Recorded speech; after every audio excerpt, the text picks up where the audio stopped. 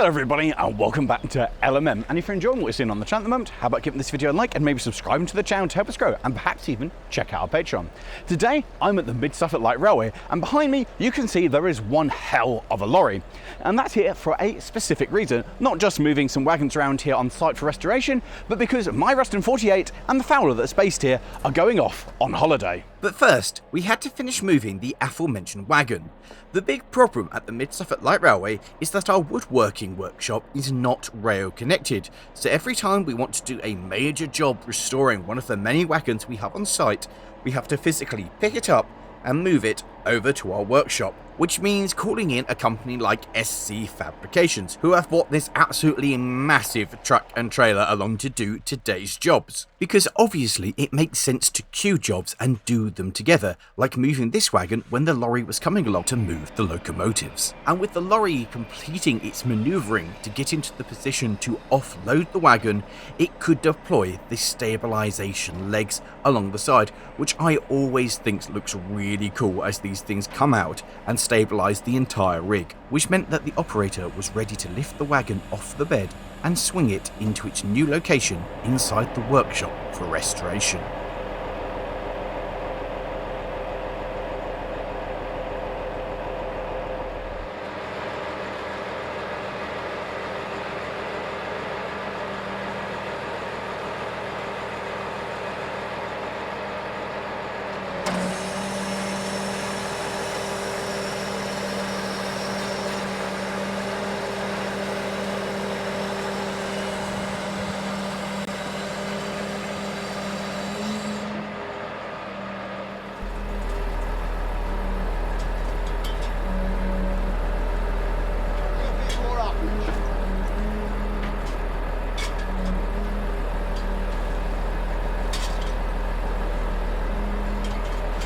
And with the wagon safely down in the workshop ready for the work to commence, it was time for the lorry to de-rig and move over to the locomotives to begin the loading operation.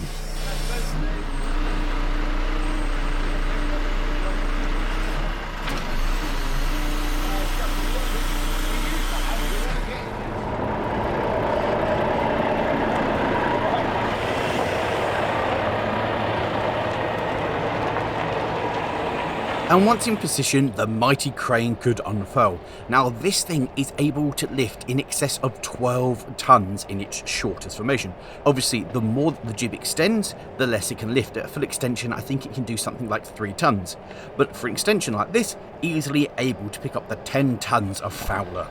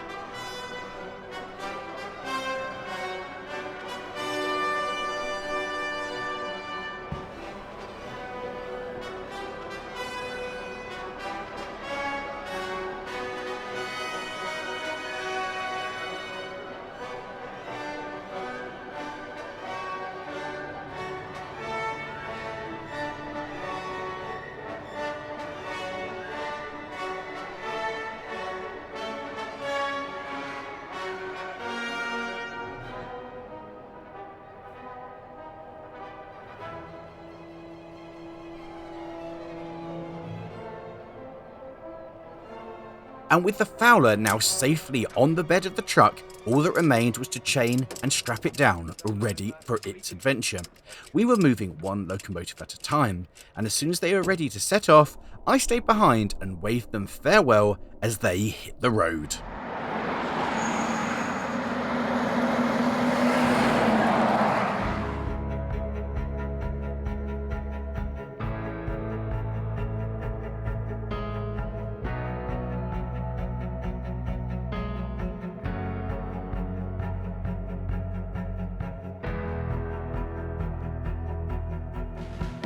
And as the truck made its way to Norfolk, all I could do was sit and wait.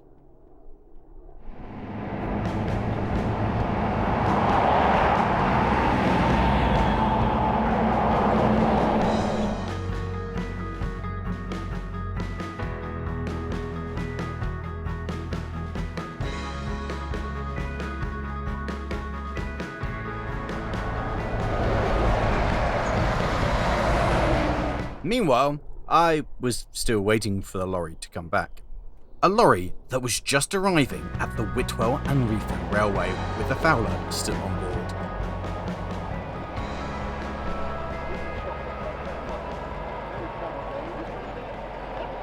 The plan was to offload the Fowler straight into the yard, so the lorry had to do a quick 180 and then reverse up onto the site.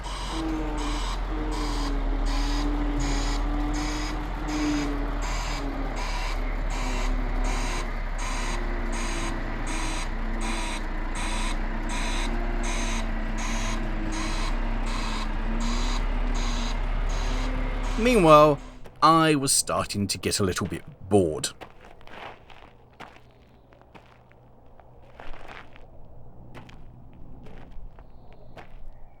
Back at Reepham, the truck was now in position and the outriggers deployed, so all that remained was to unstrap the load and then deploy the crane. I was always amazed as this thing unfolds itself, the sheer sense of weight and power that it possesses. Not that I was there to actually be able to appreciate the thing. In fact, I'd pretty much given up at this point. Back at Reepham, however, things were really starting to happen, with the Fowler being lifted off the bed of the transporter towards the awaiting rails, and this was going to be its first visit to another heritage railway in preservation, so it truly was a momentous occasion.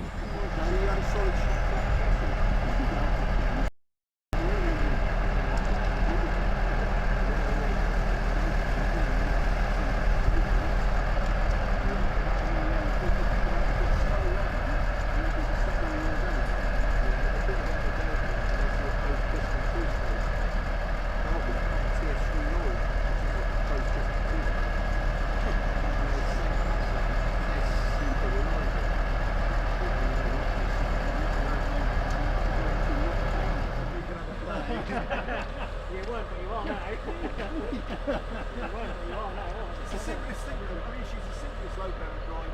It's not quite as simple as E48, which is like a trolley, but she's very easy. And as the wheels touched the metal at the Whitwell and Reepham Railway, this thing's first visit to another heritage railway truly could begin.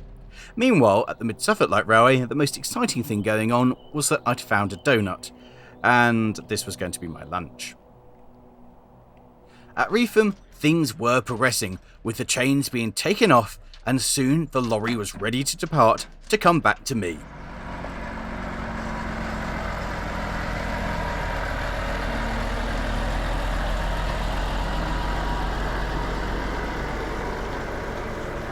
Which was pretty good, because I'd now read the Middies Quarterly magazine from cover to cover no less than 4 times. And as good as the articles are, I was very pleased to see the lorry turn up.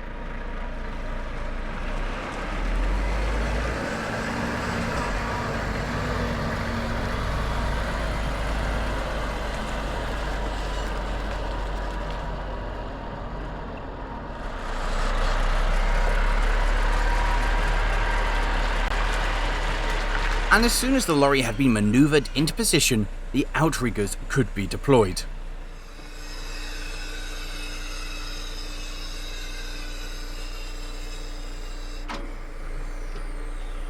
My favourite are the front ones, which unfurl as they come out.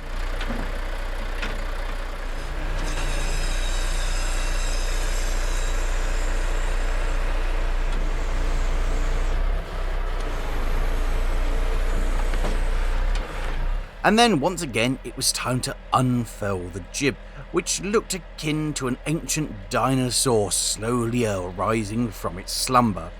Or, something like that.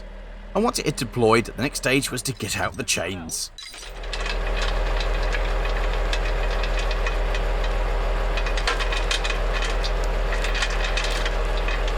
And then the operator went around the Ruston with the straps, wrapping them around the buffer shanks, ready to lift it up into the air.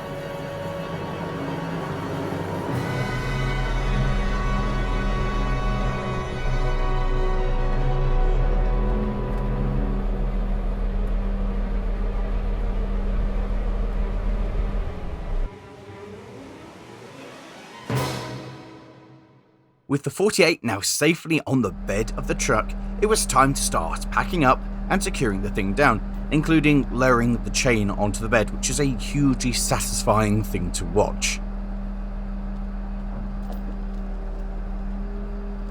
And with everything off the jib, it was time once again to watch as the thing contorted itself and folded up into the travelling position, which still just amazes me, all that power in there.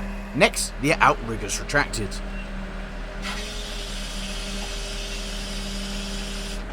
And I absolutely love the way these front ones fold up.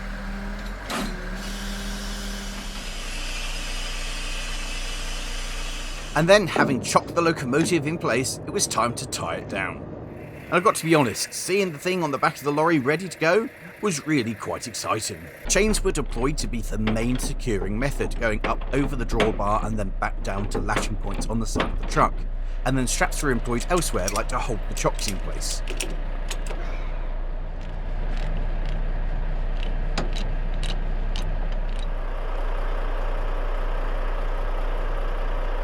And with everything secure and tidied away, Sir William was ready to head off on its adventure.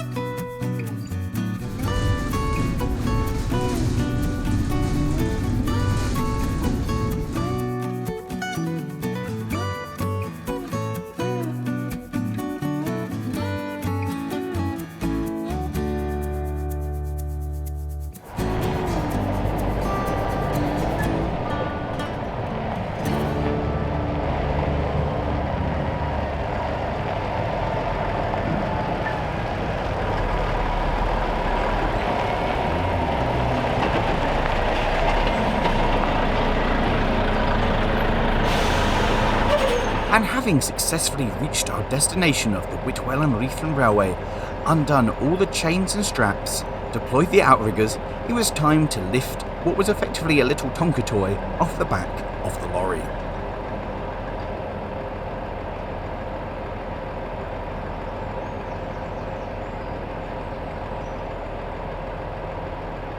Although we've done this many times now, every time I see my loco being suspended in the air, it puts the fear of God in me.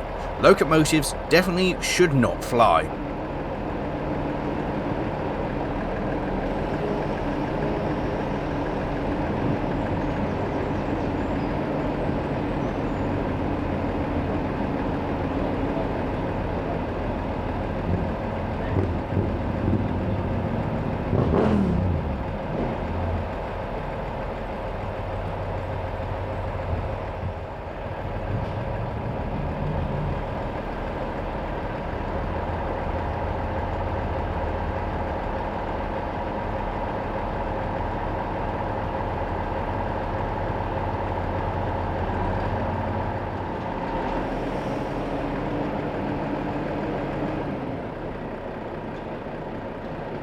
With Sir William safely down on the new metals of the Whitwell and Reepham Railway, all that remained was for the lorry to pack itself up and for us to do our checks over the engine to make sure that it was okay and nothing had happened during transit, and to fire it up so we could move it inside the grounds of the railway.